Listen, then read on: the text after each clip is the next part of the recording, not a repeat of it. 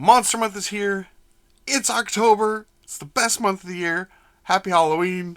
Let's make some tabletop wargaming terrain out of Halloween decorations. Let's go.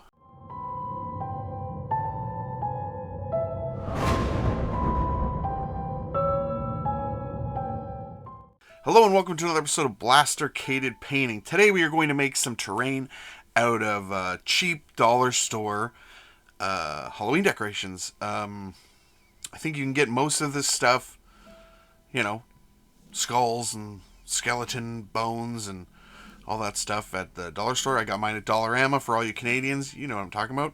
And let's just get into it. First thing I'm going to do is I'm going to take this skull and this. I don't end up using this rat at all, but this moss and rocks, and this is all stuff you can just get at the dollar store super cheap. And I'm going to take my knife here and I'm just going to cut this skull in half.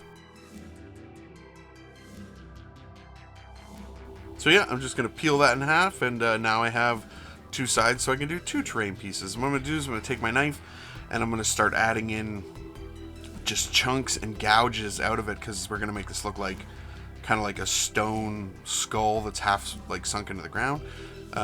And for whatever reason it had this like velvet covering on it. That's because I got it really early in the season, so just rip that off. And then I took this skeleton hand. This is like a resin, I think. It's not plastic because it snaps really easily, and I'm just going to break off the fingers. Now, I got some balsa wood as well, because I couldn't find any thin MDF. So I'm just going to cut these into the shapes that I need for bases. This makes a pretty good base, actually, the balsa wood. I didn't know if it was going to warp or not, but it didn't. So this is okay. It just takes a little longer. And yeah, I'm going to start glue gunning on the pieces that I have. So then I took my saw here and I cut these fingers on an angle. Yeah, I'm not the best with sawing apparently. And put them on all sort of the same angle so I can then have these sort of coming up out of the ground. Yeah, like so. And these are all super cheap stuff you can do if you have some of the stuff already, like if you have a glue gun and all that. The Halloween decorations I think came to like $8 total for everything that I bought there. So foam skulls and skeleton hands and the cork rocks and all that. Or actually I think this is driftwood rocks, but anyway, I'm just going to glue all this down. And I'm going to take some tin foil and start making strips, and I'm going to start glue gunning and shaping this tin foil around the pieces. So this is going to fill in that gap down at the bottom so that we can kind of hide it, make it look like it's sunk into the ground a little bit. So yeah, we just want to make sure we've kind of got that all the way around. This is going to even that out for us. And then I'm going to take some green tape and I'm just going to start taping that on. So the tinfoil is to bulk up the shape underneath, and the green tape is to kind of smooth it out a little bit. So this is an old trick that was in an old Warhammer terrain book. I'm going to take my glue gun and I'm going to just start sort of sketching in little areas here. So this is going to again create some variation, so it's not just flat sand. It's going to give us a little bit more of a ground texture.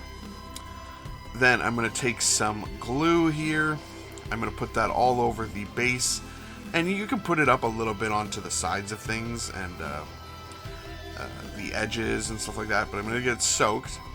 And then I'm going to dip it into sand. This is just sand that I got at the local beach. Yeah. Then I'm going to glue. Once that's dried, I'm going to put some more glue patches on. And this is again going to just add more variation so it's not as flat. The idea is to not make it look just like it's sand glued to a board. I'm going to take some glue and some black paint. So some people use Mod Podge and black paint. I don't have Mod Podge, and I find that this works just as well. I add a little water to it if I need to thin it down. This is going on any of the foam parts or any of the parts that we want to be stone by the end of this. It's going all over there. This will protect the foam. It'll protect the pieces as well. It'll also just get everything nice and stiff. Then we're going to take some Crackle Medium, and we're going to put this all over what we painted black. I will tell you right now, this didn't work out as well as I had hoped, but it adds a little something, but not much. Maybe I needed to put on more Crackle Medium, I don't know. But yeah, you can probably skip this step.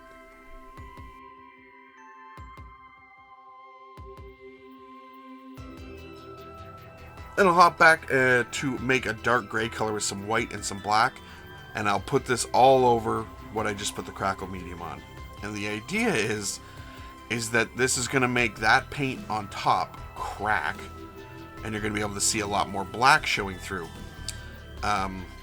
So I'll set this down, I'll do a time lapse here, and you can see that it sort of worked, but not great. So then I'm going to take some burnt umber, and this is just going to go all over the ground area. So all the parts where we put the sand, we're putting this on there, and this is going to be our base color for the ground texture and the earth, you know, all that stuff. We're going to cover up a lot of it, but we do want to get that nice, rich, dark soil kind of color on first. Now we're going to take some white paint and some black paint. We're going to get our gray, and we're going to start adding in more white paint to make it lighter gray, and we're going to dry brush up. This is really a preference of how light you want that stone to look, but just get it to where you think it looks good. Then we're going to take some burnt red here. I'm going to add a ton of water to this, and I'm going to start just sort of putting it on, letting it run down a little bit. This is just to kind of add a little spooky sort of weirdness to it, like it's blood from a stone, but it's like weeping sort of out of it.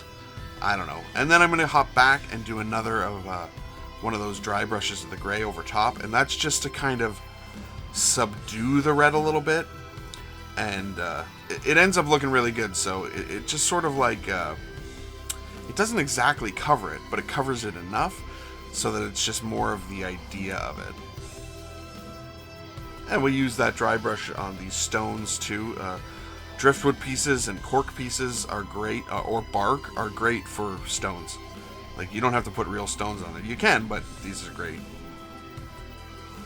I'm going to take some cashmere tan here, and this is just going to go as a dry brush all over the burnt umber that we did. These are all dollar store paints. Like, I don't like to use a lot of my miniature expensive paints on terrain when I can get away with using dollar store paints.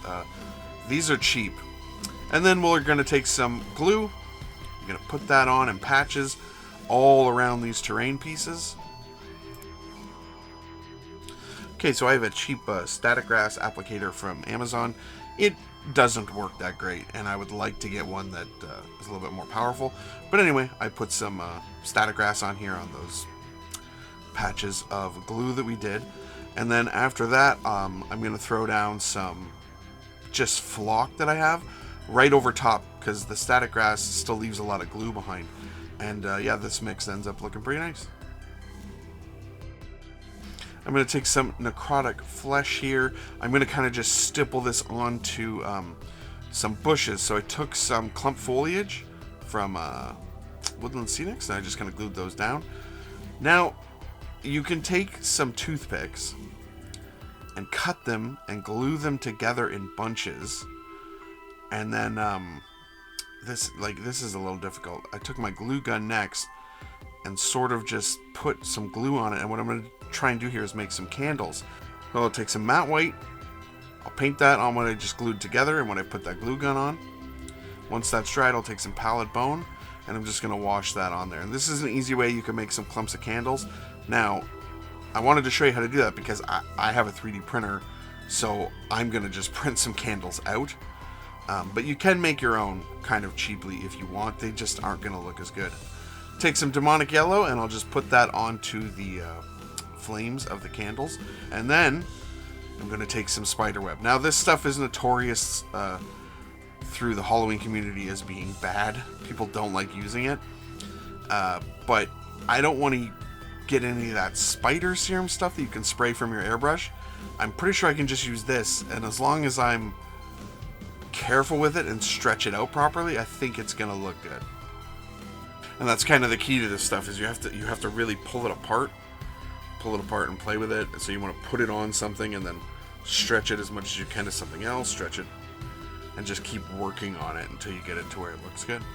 And then I'm going to put in a couple drops of super glue on some of the bigger areas, just so they'll stay on. Like it's going to break over time, and I can just reapply more.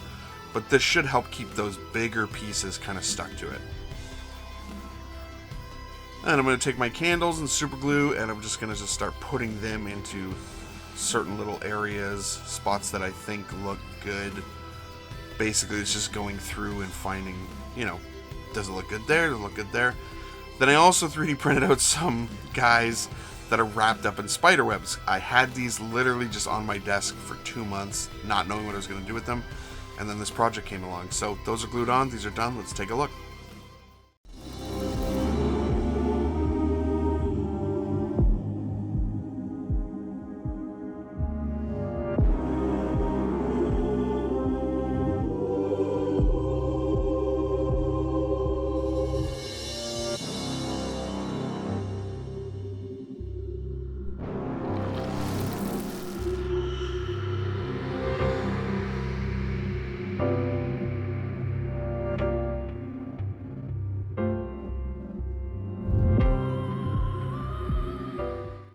I am super happy with how these turned out. What do you guys think? Let me know in the comments below. Is this a project you would like to do yourselves? Do you want to see more videos like that? Like turning stuff into terrain? I don't know.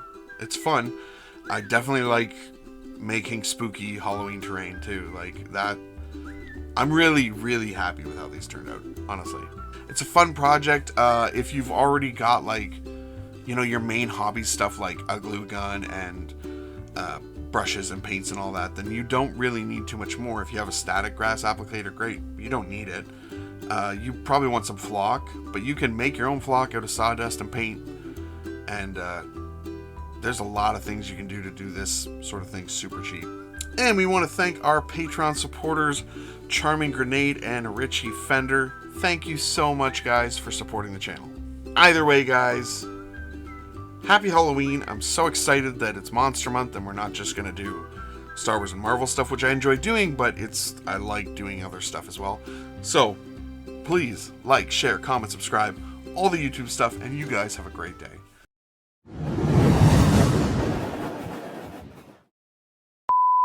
Now I have a cheap status grass.